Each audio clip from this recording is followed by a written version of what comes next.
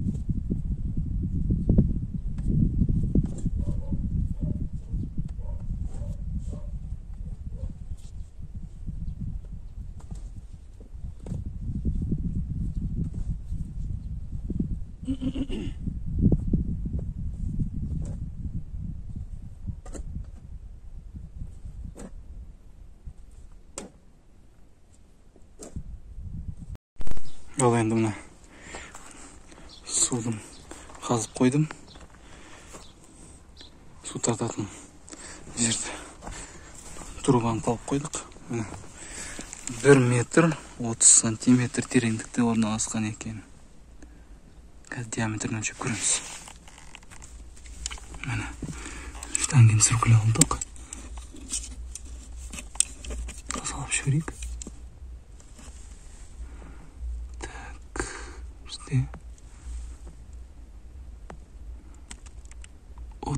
35 ба? 35-тік диаметр көрсетіп тұр. Міне тағы бір рет көрейік. Міне 35-тік диаметр.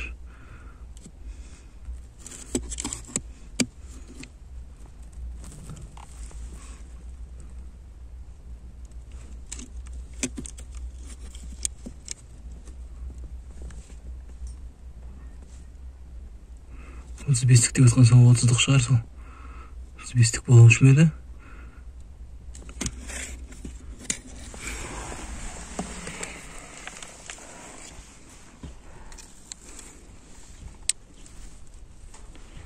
Міне, осы тереңдікті енді үлкенірек қып бұлай қазамын, бұлай берді.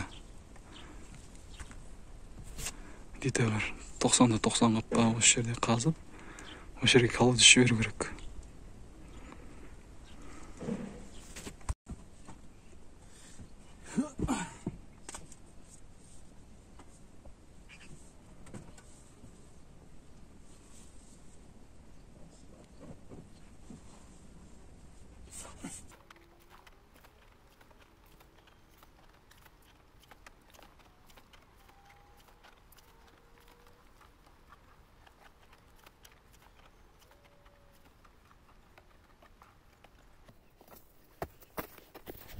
Міне, құдық қазып жатырмын, колодец. Осы жерге сплиттерный блоктан қаланады. 1,5-да 1,5 қазылып жатыр. 1,40-да 1,40. Колодец болады, іші таза 1 метр болады ғой, іші. Ішіне нерді су жатыр, судың труба шады көк. 32-ші труба. Соны құдай қаласа седло арқылы отырғызып, резко жасап, орнына су тартқызамыз, құдай қаласа. Соны ауланың ішіне өстіп қазып қойдым. Ішінде қазылып қойған, ауланың сыртынан күн түспесін деп палатка жауып қойдым. Ар жағынан қазір кіреміз. Қазір мен түсіп алайын. Міне. Шикарно. Бір бөлме.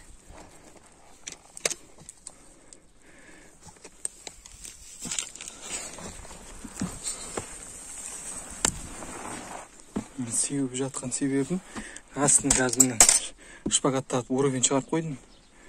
Енді осының астын кейбір жерлеріне перепад болады, сол үшін өстіп сникерспен түзеп жатырмын. Астын үстіне сплиттерный блокпен қаланады. Міне, бір ескі палатка тауып алдым да, сонымен жауып қойдым үстін. Мына жерге үйдің ішіне бүйтіп ауланың ішіне кіресіп қоямын да, шығарып былай қарай су шығарып қоямын. Колонка далаға строительный жұмыстарға, құдай қаласа. Қыстың күні өшіріп қоямыз. Ал мына достар, бастадым мен уже. Міне, бірінші бағана айтқандай мына жерлерге астын перепад болды ғой, соған кірпіштердің астын под уровень қойып алдым. Міне, енді құдай қаласа міне основной магистраль бір шаг тастап кеттім, келесі үстін жауып өтеді. Бұрыштарына арматура салып кеттім, келесін бүйтін наращивать ете салам, қалғандарын. Қазір кигенге біріншісі бір остатықтар болған, соңларды сала салдым, осы нәрсе дейді. Осын құдай қаласа міне бәрі қаланып болады. Содан кейін қанша ряд болады екен, соңына көретін боласыздар, құдай қаласа. Мен әзірше 7 ряд деп есептеп отырмын. 16 кірпіштен көреміз қанша болатын. Міне, мен уровеньді қойдым. Көріңіздер ме? Ровно 0 болып тұр. 0 болғанда уровень болып тұр. Жай ғана астын осындай әдіспен түзеп алсаңыздар болады. Болмаса кішкене цемент араластырып жіберіп, шпагат тартып, болмаса ала құрғақ қып цементпен араластырып, кішкене дымқылдатып жіберсеңіздер, бірден асты мықты болып қатық болады.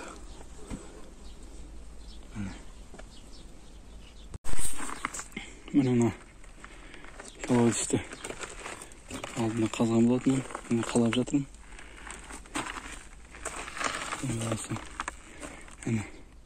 Әрбір через одну негізін жіберіп атқам. Колоннасы бұлай Г-образно құйылады, қалған через одну келеді.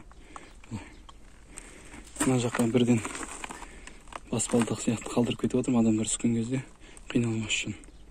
Келесі кірпіште төңкеремін да, кішкене паз жасап жіберем. Осын қоя саламыз үстіне. Сосын бір кірпіштен кейін, екі кірпіштен кейін болады тағы мына жерде. Түскен кезде осы жерден түседі, сосын екінші аяққа басады. 40 сантиметр сайын болады ғой, құдай қаласа. Арматура 14. Мына жерде қазір 15 сантиметр болып тұр. 10 сантиметр, 5 сантиметр кіргізем қойды. 5-10 сантиметр қалады, мынандай болса адам түскен кезде аяқ ілінсе болды ғой, одан қалса майыс кетпес үшін. Қазір арматуралардың сапасы да мәз емес. Сондықтан бұл үстіге тұра келіп тұр. Мына жақта мұндай қаласа үлкен труба қойып жүрем, 70-лік труба қойып жүрем. Ішіне жаңағы өзің 20-лық труба келеді, пластиковый. Сосын бір 32 тығыз жіберейін деп тұрмын. Ішіне сыйса. Болмаса тағы бір 20-қа салып жіберем, бір өзі аварийный болады. Қатып қалса, кейін тағы да анан алып жүргенше ішінде жата береді. Сондай ой. Ал сыртындағы 70-лік ол не алам? Канализационный. Ол деген не болады? Кішкене қорғап тұру үшін ғой, арасында.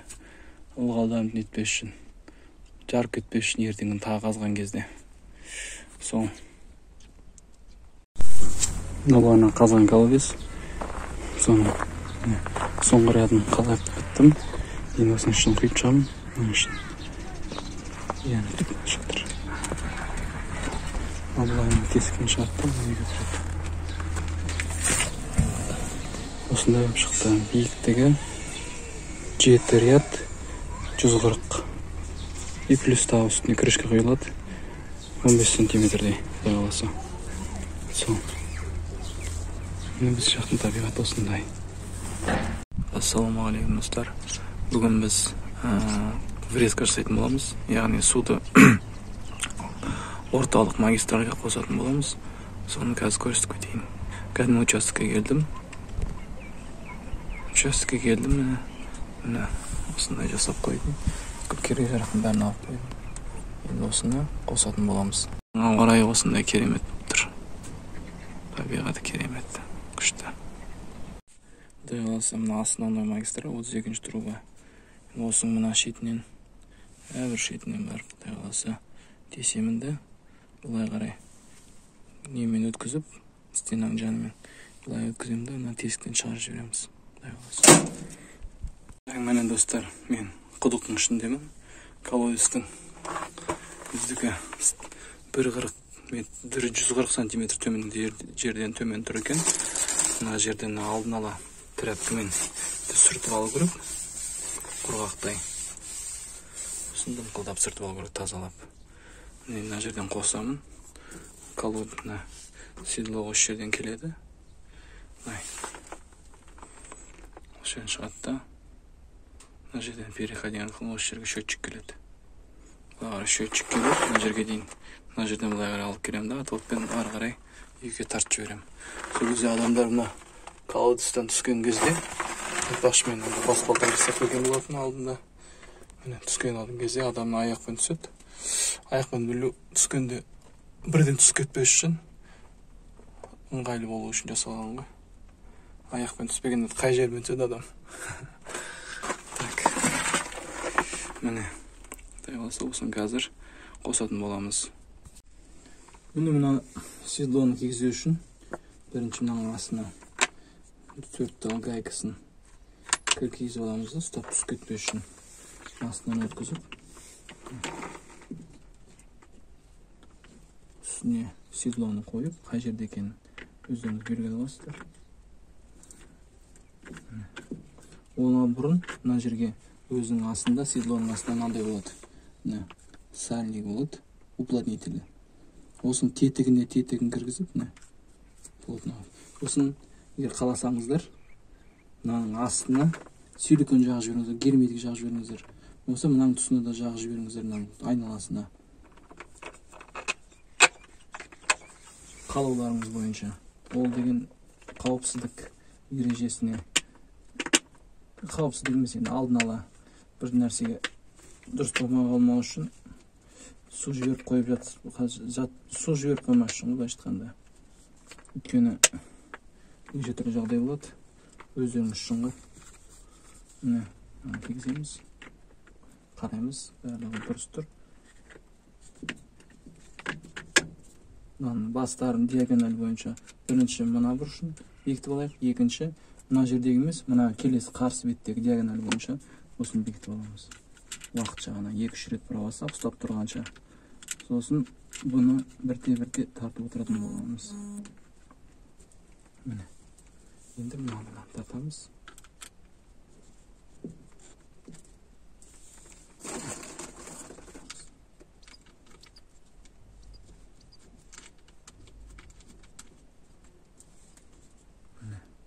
Плотно тұр. Енді 13-ші күрішпен әрқайсысын кішкене бүйтіп тартып отырамыз. Әрқайсысын өзінің бағытына қарай. Бір қалыпты. Мен жеке бәрін бірінші мынаны ұрып салмаймын, бәрін бірінші мынаны тартып салмаймын. Бәрін бір деңгейде міне. Мынаны бұрадым, мынаны бұрадым, келесісі мынаны бұрадым. Енді мынаны бұрайын. Сол сияқты осындай тәсілмен кетеді. Одан кейін менде мынандай переходник алып қойғам. Өйткені мынаны бірден 20-ға шығарып бермейді екен. Переходникті фум лентамен ораймын. Осыны енгіземін. Міне. Қазірше жай ғана енгізіп қойдым. Көріп отырасыздар ғой, бірте-бірте міне.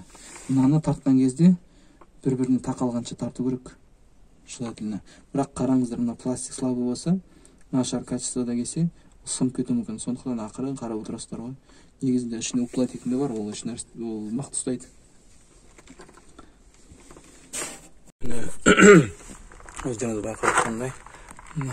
Көріңіздер ме, мына труба деген деформируется өтіп кеткен, яғни көлемі деген шеңбер емес, сопақ болып кеткен ғой. Бүйтіп тартқан кезде шеңберге, таза шеңберге салып жатыр. Келе жатады да сопақ болып, қайтадан бүйтіп жіңішке болып кетіп жатыр, көріңіздер ме? Ол просто мынау жалпайып кеткен труба. 32-ші труба.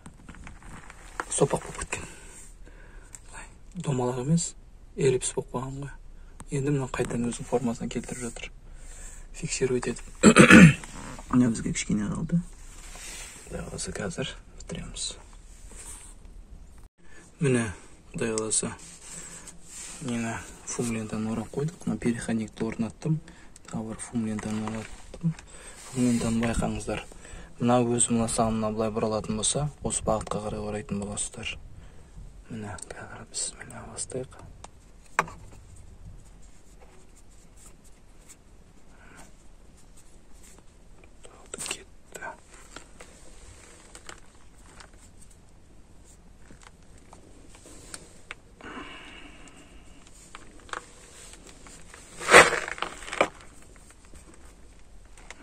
Айдалған түсір кетіп бұғын.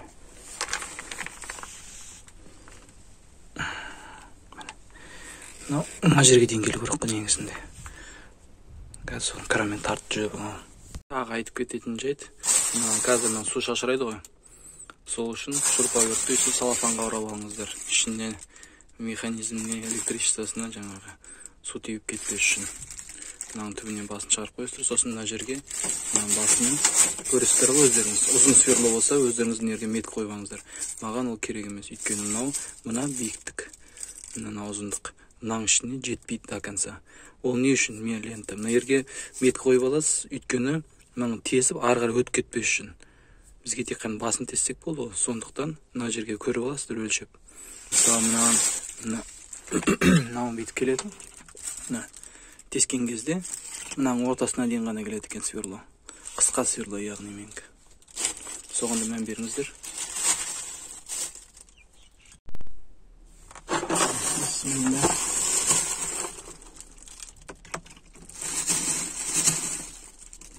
Су боламыз енді не болса да. Көрейік. Бисмилля.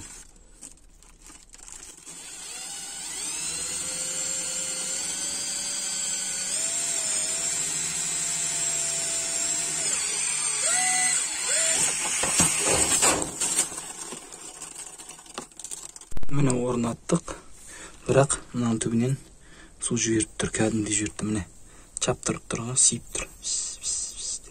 Білмеймін, неден болуы мүмкін. Мына фум лентаны вроде орандым. Бір тартпай қалды дейтіндей емес. Мына өзі пластиктан ба әлде. Түсініксіз. Бирок до конца тартылып тур.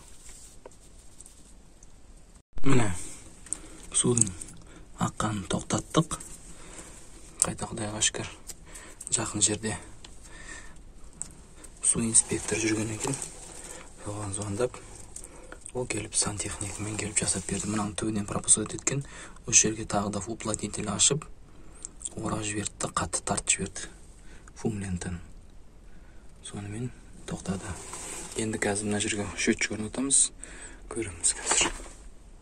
Міне, орнатып жатырмын. Мынадай мындай пластиковый переход жасадым. Счетчикти орнаттым. Енді мына жам счетчиктен айналдырып, обертон алып далага чыгарып коям. Кудай кааласа. Мына жерге бир аварийный тастап кетем келесі жолы. Бүгүн қазірше су косуп кетем. Пока көнбейм. Су.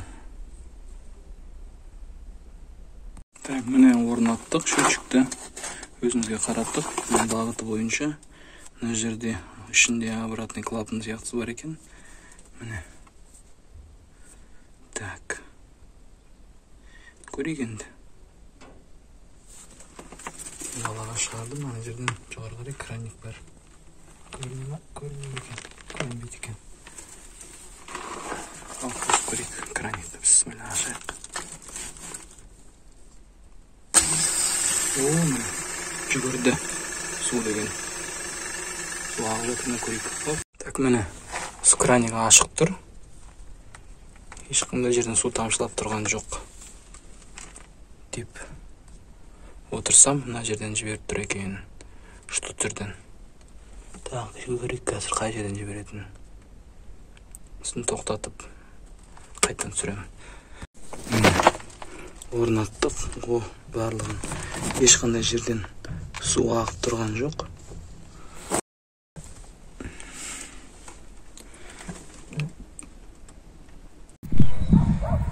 Міне. Таулардың басы қызарып тұр.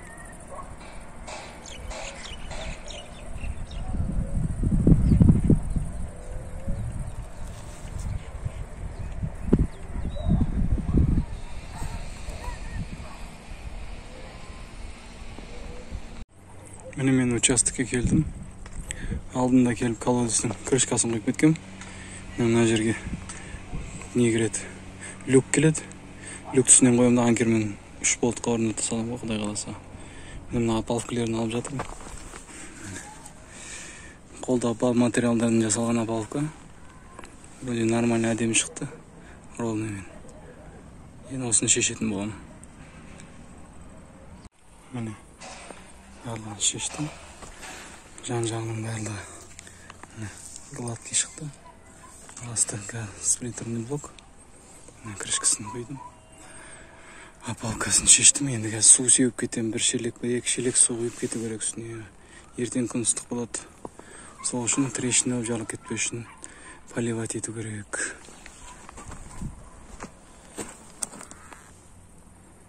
Міне. Барлығы гладкий шықты. Опалкаларын шешіп қойдым.